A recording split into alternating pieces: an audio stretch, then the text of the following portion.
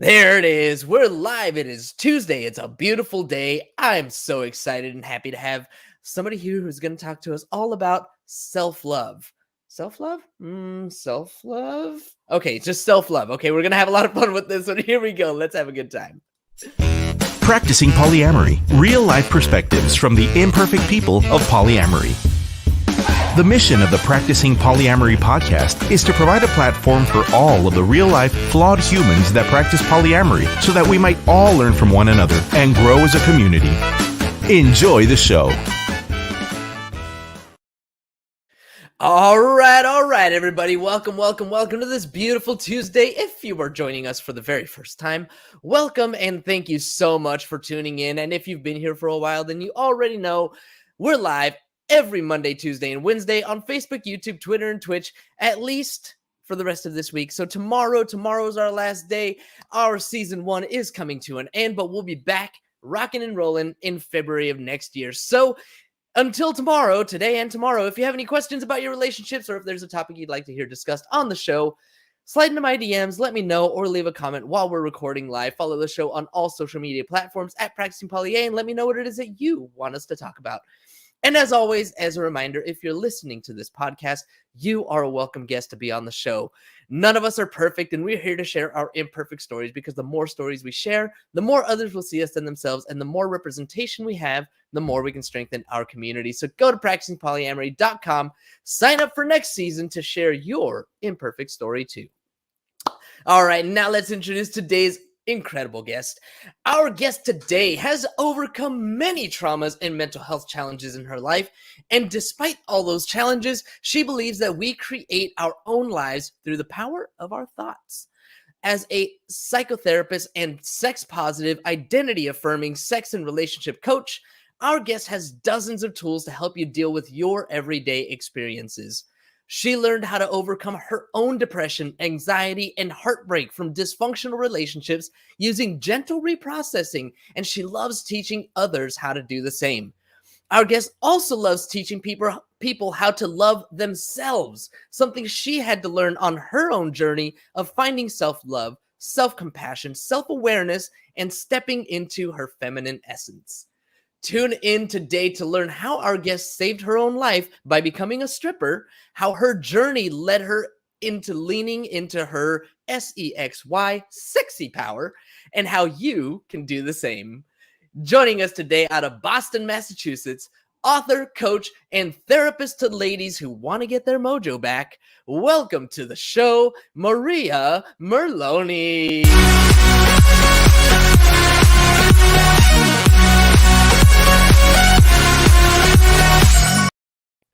All right, Maria, hello, and welcome. How's it going? Really well. Thank you. Thanks so much for having me. It's my pleasure. It's my pleasure to get to chat with you, to learn about you. So let's start with that. Let's start with a little bit of learning about you. I did a quick Google search. You heard what I came up with. Tell me what Google won't tell us. What Google won't tell you. Let's see. I don't know. I have to say my life, it has been a pretty open book for about 10 years now. I started writing blogs and talking about my life when I first stepped into my first polyamorous relationship. And I'm extremely open about what's going on with me. So I don't know that there's really a private topic I haven't talked about already, but I'm happy to talk about more of them. No worries. I love it. So about 10 years, was that your first polyamory experience? Yeah. I was actually, originally I was in a monogamous relationship, and I just had this sort of like realization. I had heard of this thing called polyamory. And then one day I just woke up and I was like, I'm polyamorous. Just like that. I just had this knowing about it. That's all I could say. But I didn't actually act on that until 2 or 3 years later. And I had gotten out of that monogamous relationship, not because it was monogamous, but just because it had, it was ready for it. It was time for it to be over. And I was so nervous about getting into the polyamory community that I did some research and I joined some mailing lists, actually one in particular for a polyamorous group in the Boston area. And Okay. then I just got the emails and looked in the discussion groups for like 2 years before I was brave enough to go to an event. And once I Wow. did that, yeah, I knew one person. I had one friend that was also identifying as polyamorous, and he and I went to a party together. And then when at that party, we got invited to another party. And by the second party, I had already met the person that I ended up being in my first polyamorous relationship with. So I kind of eased in Nice. very slowly. See, I feel like that's the stuff that doesn't come up into Google search. That's That's the true. story you got to tell. That's true. Yeah. I love it. That's such a fun way to kind of come about it. You did 2 years of research before you actually had your first experience, I guess. Mhm. How does that translate into the way that you coach and provide therapy for people who are new to polyamory? That's a very good question. So one of the things that I do recommend for people that are either, already in the lifestyle, or individuals or couples that are looking to get into the lifestyle, is that they do something very similar to what I did, which is go slowly, and go even more slowly than you think you need to go. Mm, Was just talking about this with a colleague today, and was saying how I do a lot of coaching with people who are getting into a non-monogamous lifestyle. And many times people think they're going slowly, but then all of a sudden they're in, and it doesn't take long before they make what I call the rookie mistakes. And mhm. then, they can end up in a lot of emotional pain very quickly. Oh, And then they call me. it's interesting. Hi, Robbie, and hi, Sony. Thanks for joining us today. It's interesting to think about the way that my emotions have kind of stabilized in Mm, relationships. So the way that you talk about, you're more liable to get into some heartbreak. I feel like when I was first introduced to polyamory, when I had my first experience, allowing myself to love and like kind of getting lost in that. Do you think that mhm. that ever goes away, or is that kind of the drug of NRE that when we're feeling it, like we're feeling it, and it doesn't matter if you have 1 year or 1 month or 1 day of experience or 10 years or 15 or 20 years? Mhm. Does that control of NRE ever kind of go away? I don't personally think so. That hasn't been my experience. I think that NRE is a thing, and it exists because of hormones. And Hmm. those hormones, last for a period of time. So whether, it's your first polyamorous relationship or your, 500th, I think you can still get some pretty intense NRE. There is a science behind it, right? That's endorphins and serotonins and all these amazing feelings, feeling producers. Yeah, absolutely. And, you know, having said that, and everything I said is true, it's also true that it's been discovered that those kind of, in love hormones don't actually have to go away. And that's an important thing for couples to know about, any kind of couples, right? It could be Hmm. monogamous couples or non-monogamous couples, but that the key ingredient in that in love feeling is actually being present in the moment.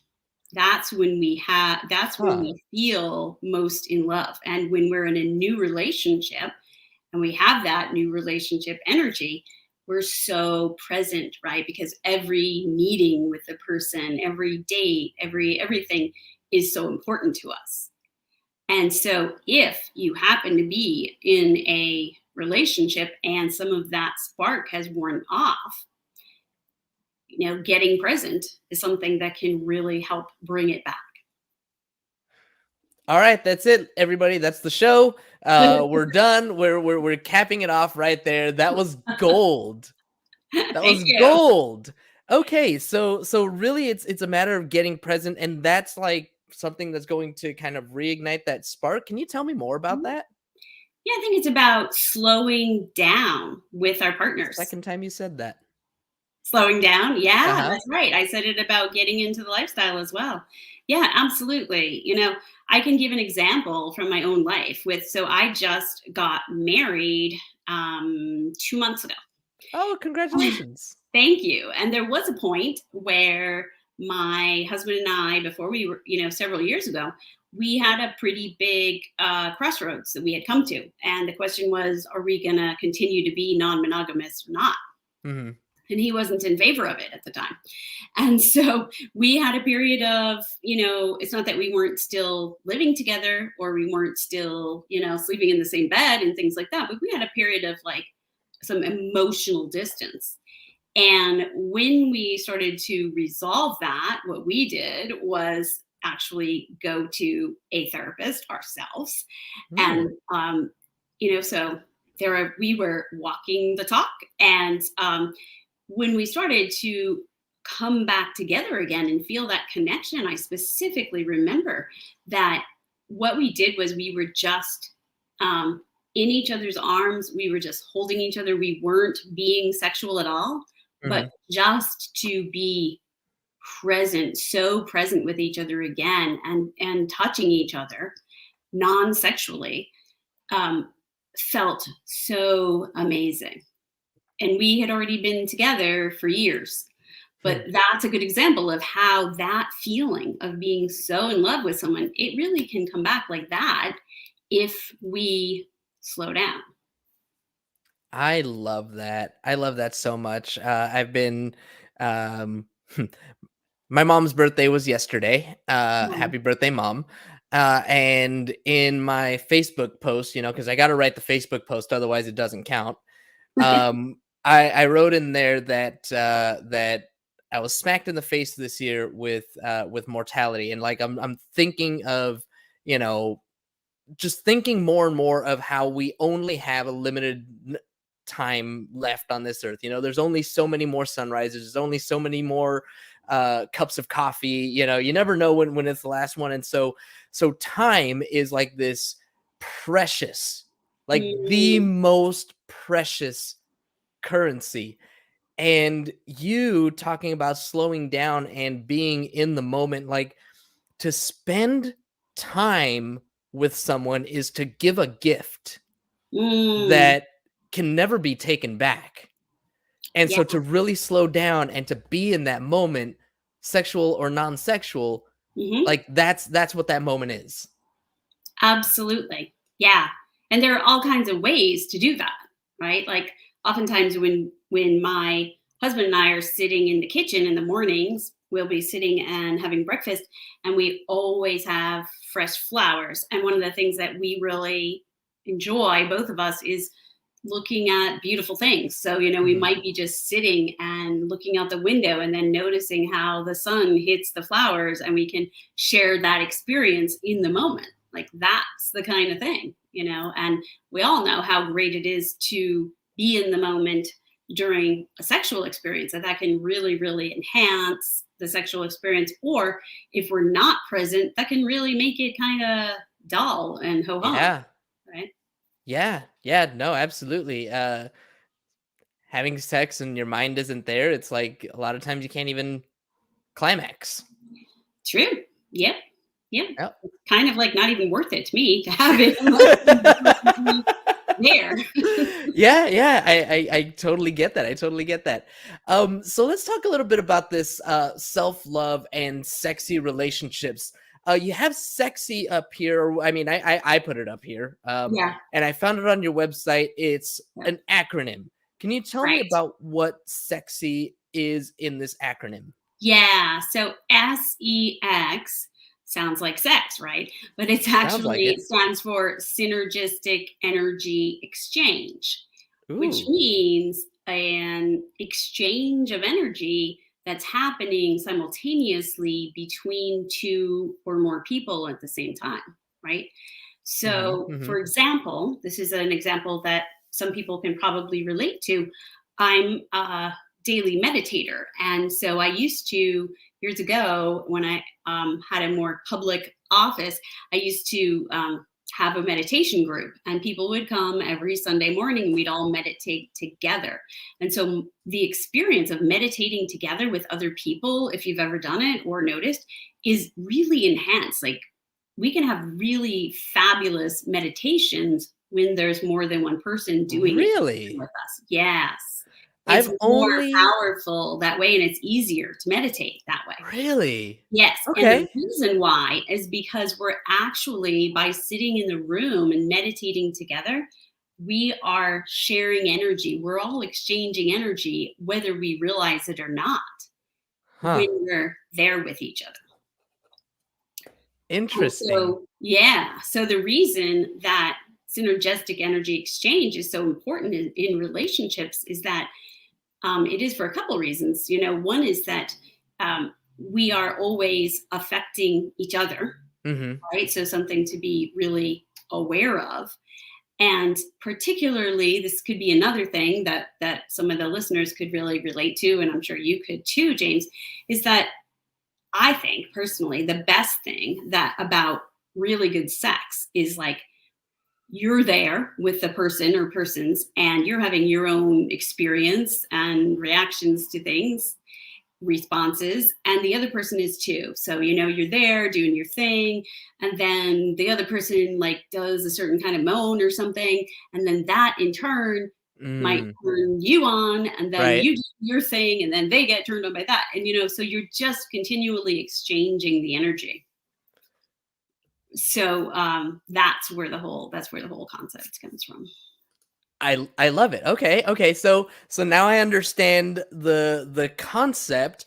I'm guessing that this is something that you teach within your whether you're working with a couple or threesome, foursome, moresome, etc. Mhm. Polycule. Yeah.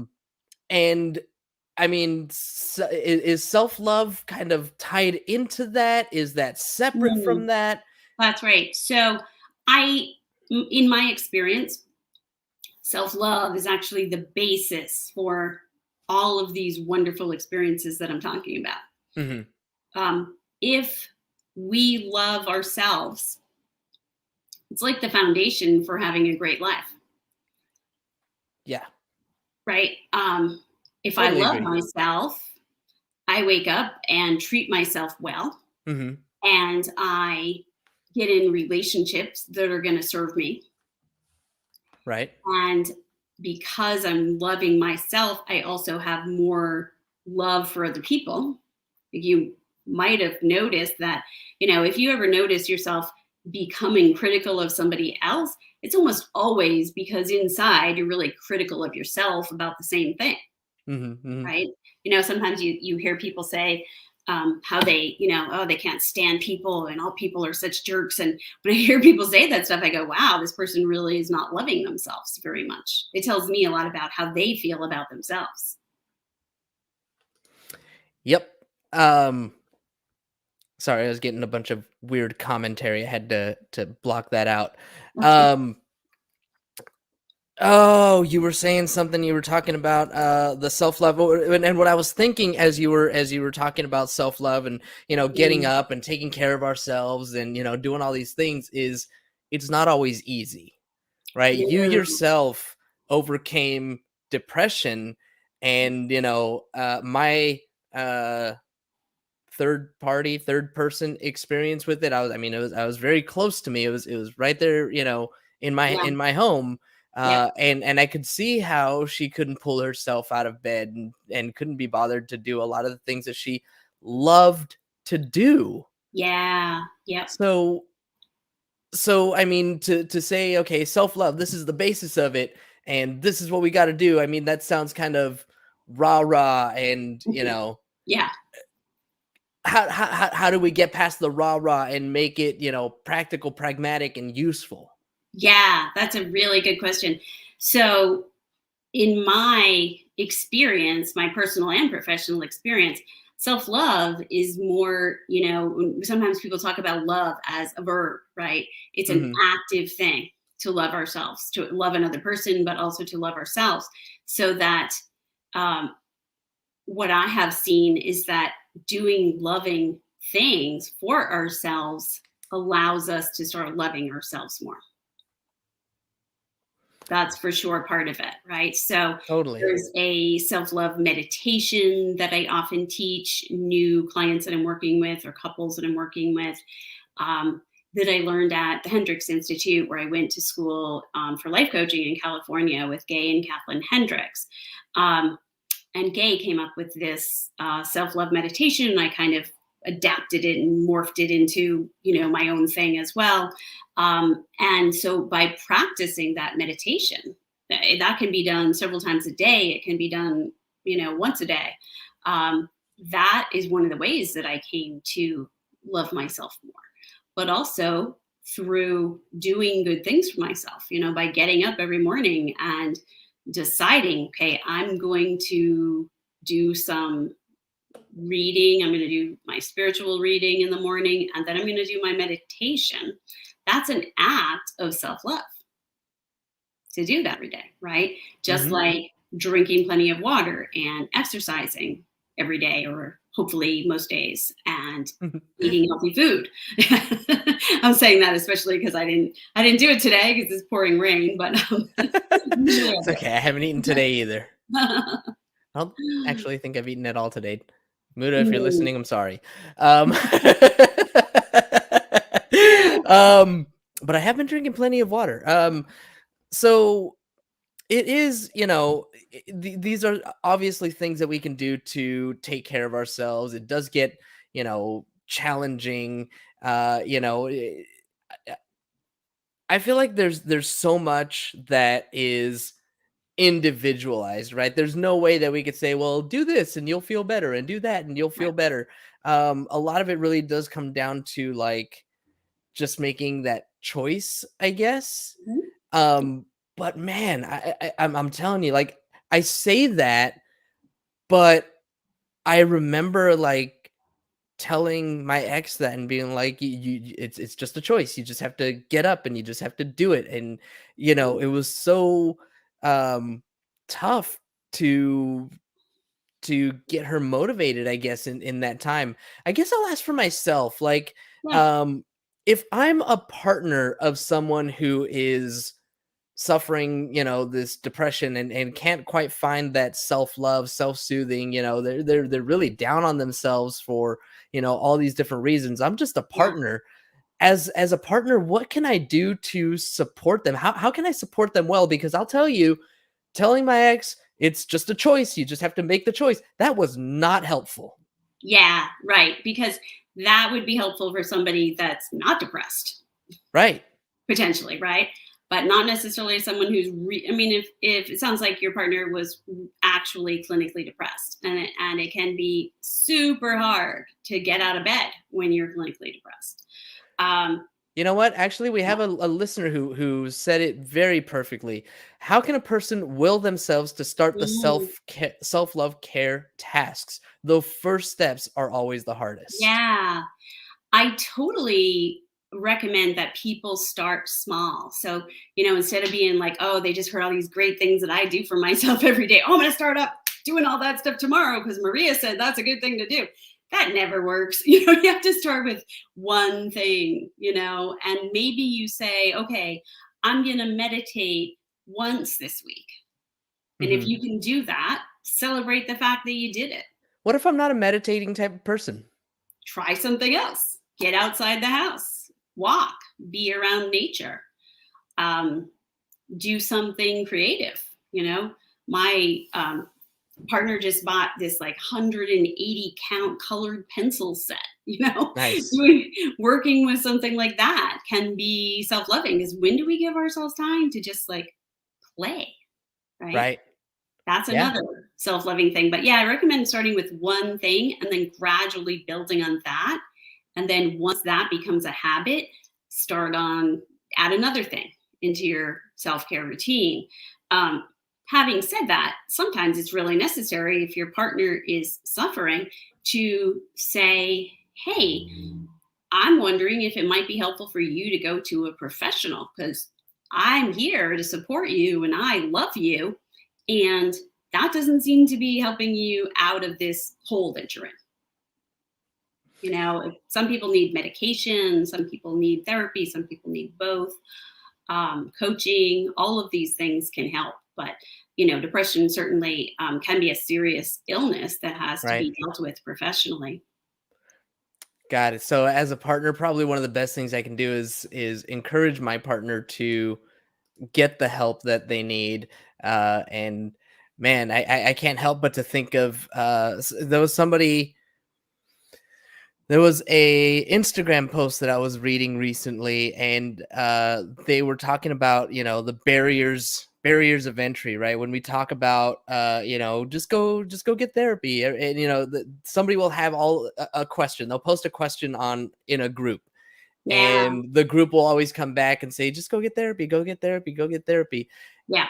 And it's like out of reach for a lot of people. Especially these days, I have to admit that there is a serious crisis in the mental health field, that there's more need than there are people to provide the services right now. Hmm. And part of that is still because of COVID.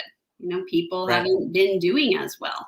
Um, I did learn about, and this could be relevant for our listeners here today, that there is a service.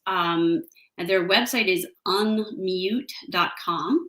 And it's specifically for people who have some kinds of differences. So, like, I got a client through this service. That's how I learned about it. And basically, what they do is they will charge you $25, which I think is a pretty reasonable fee, for finding 3 therapists for you that you can work with that are taking new clients. And people spend hours and days trying to find a therapist nowadays.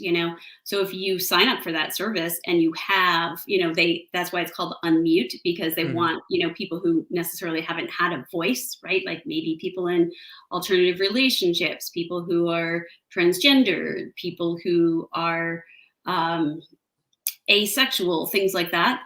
That's who they cater to.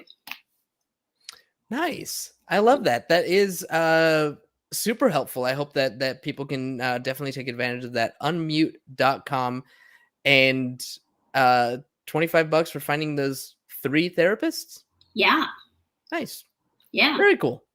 And hopefully that'll be a resource for other people to be able to access those same therapists and get the help that they need. I feel like we got to, though, there was one more thing that I wanted to ask you, actually, going all the way back, this knowing that you had, Yeah. that you were polyamorous. I wanted to ask you a little bit on a touch on that, just a little bit, Okay. because, what you had said was that your husband wasn't quite on board, but that was something. This was my way back then when I had this knowing. This was my monogamous boyfriend that I had been in a relationship with for like 5 years. Gotcha. Okay, I apologize. So when you had that realization, that moment, and you were like, "No, this is who I am," Yeah. was that like?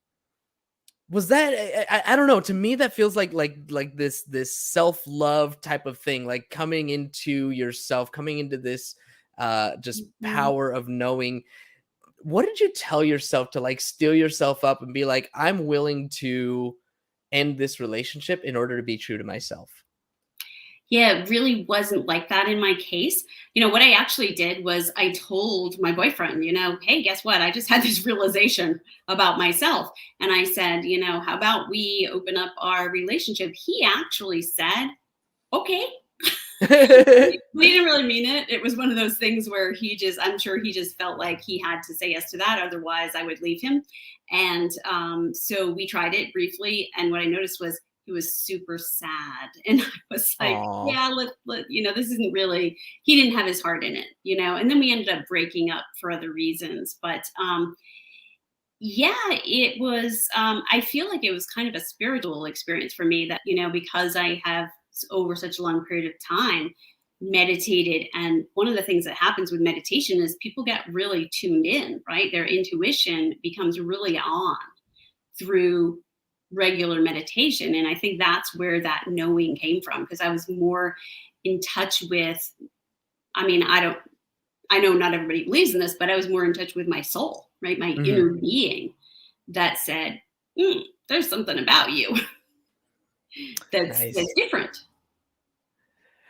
Meditation and slowing down seem to have been the themes for today. I love it. I don't meditate very often, but when I do, it's always a really great experience. So Mm. thank you, Maria, for taking some time with us here today. Wanted to ask you if somebody does want to work with you or does want to check out your books or anything like that. Can you tell Mhm. people how to get a hold of you, how to get in touch with you, and how to get access to whatever it is that you're offering? Yes, absolutely. So probably the easiest way is just to go to my website, mariamerloni.com. And on there, you can sign up for a free connection call with me. And that would be like a 45-minute call. It could be on the phone, it could be on Zoom. And we talk about what it is that you're trying to accomplish in your life. And we discover whether we're a good fit to work together. And also, I do have my the book that I wrote about my experience of being an exotic dancer and how that relates to my self-love journey is also for sale on the website. Nice. Perfect. All right, Maria. Is there anything else that I missed? Anything else? Final thoughts that you might want to leave with the audience today? Yeah, I do want to mention that probably the biggest thing that I have seen both with myself as well as clients is that when relationships aren't going well, the place to often look is there some unhealed trauma with this person? I was also having relationship difficulties both in and out of non-monogamy. And turns out that my childhood trauma was preventing me from getting in the kinds of relationships I wanted to be in. So, if you notice that you keep having patterns where things sort of go around in a circle, or you keep seeming to get in a relationship with the same person over and over that has a different face, probably means there's some unhealed trauma to look at. And that's why I'm such a big believer in working, doing the trauma treatment with people, which is called the gentle reprocessing, which is actually the treatment that I went through myself and became a practitioner of. So I do want to emphasize how important that is and how much, it's really more on the radar of people these days, but for a very good reason. I feel like I failed you a little bit because you did want to talk about that, and it was at the top of my notes here.